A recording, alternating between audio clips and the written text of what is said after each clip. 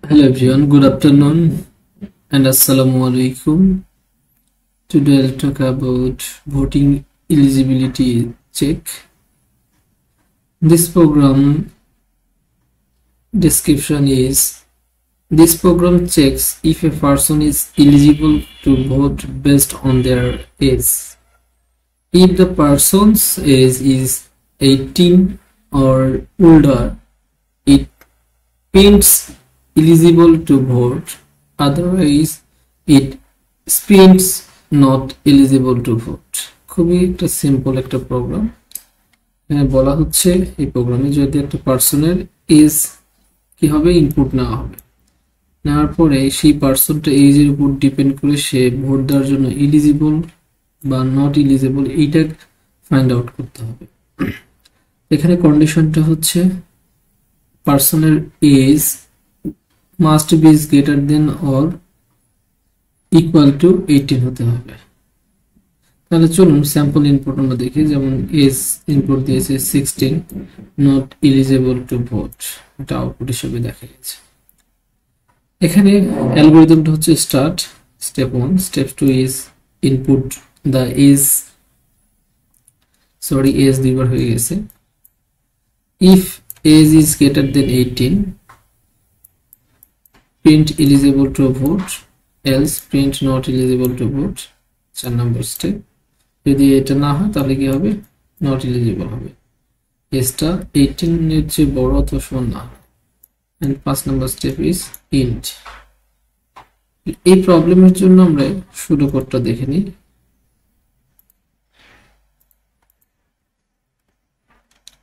তো সুডো কোডের পাশাপাশি আমরা কি করব হচ্ছে কোডিংটা করব। চলুন তাহলে স্টার্ট করি। স্টার্ট, ওকে।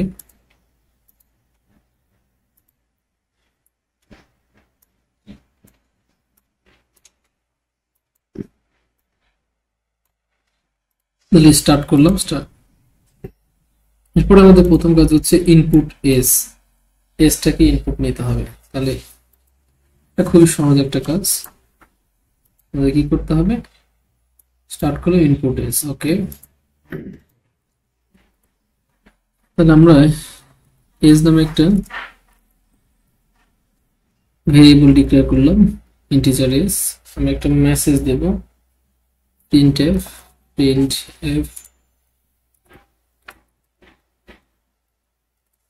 enter age,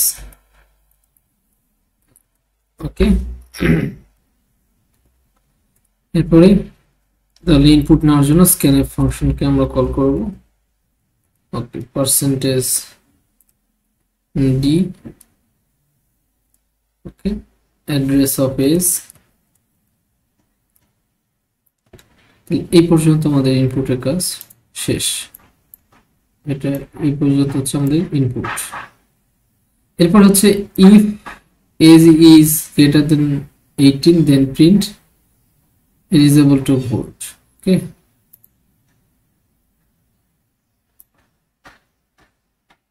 ওকে, এই পর্যন্ত হচ্ছে আমাদের ইনপুট। তাহলে আমরা কন্ডিশন চেক করব, if age is greater than or equal to 18, তাহলে কি করবে, প্রিন্ট করবে। তাহলে ডিসপ্লে করবে কি, প্রিন্ট এফ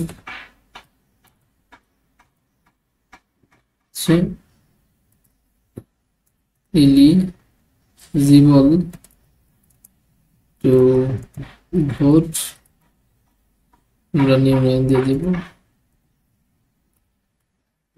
ওকে। এরপরে আমাদের কি করতে হবে, তাহলে এই ইফের এইটুকু কাজ এখান থেকে এই পর্যন্ত ডান। এরপরে আমাদের এলস পোরশনে আসতে হবে, else printf not eligible to vote, okay. তাহলে এই ইফের বডি থেকে বের হয়ে আমরা এলস লিখব। এলস লেখার পরে আমরা কি করব, এখানে আমরা প্রিন্ট করে দেব যে not eligible to vote, print করতে হবে print not eligible to vote, আমরা লিখে দিলাম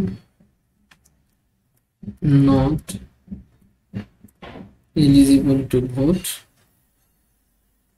এটা হচ্ছে এই এলস থেকে প্রিন্ট, এই পুরোটুকু কাজ এটা ইমপ্লিমেন্ট করলাম।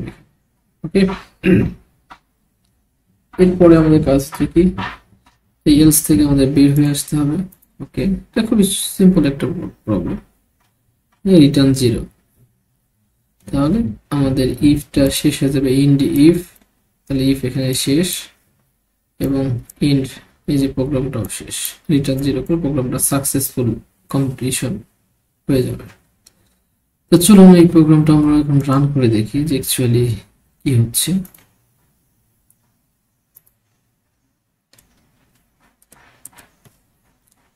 তাহলে এখানে সে বিল্ড এন্ড রান, আমরা এজ দেব। সো স্যাম্পল ইনপুটে আমাদের এজ কত ছিল, 16 দিলে কি, হ্যাঁ, নট এলিজিবল টু ভোট। এরপরে আমরা হচ্ছে 25 দেব, 25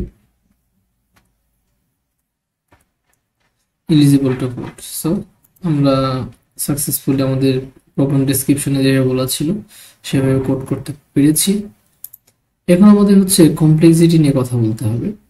তো আমরা জানি দুই ধরনের কমপ্লেক্সিটি আছে, টাইম এবং স্পেস কমপ্লেক্সিটি। তো টাইম কমপ্লেক্সিটি অর্ডার অফ 1, কারণ কনস্ট্যান্ট টাইম, এখানে প্রত্যেকটার জন্য এক করে ধরলে সব মিলে এক যোগ করলে সব মিলে এটা কনস্ট্যান্ট টাইম অর্ডার অফ 1।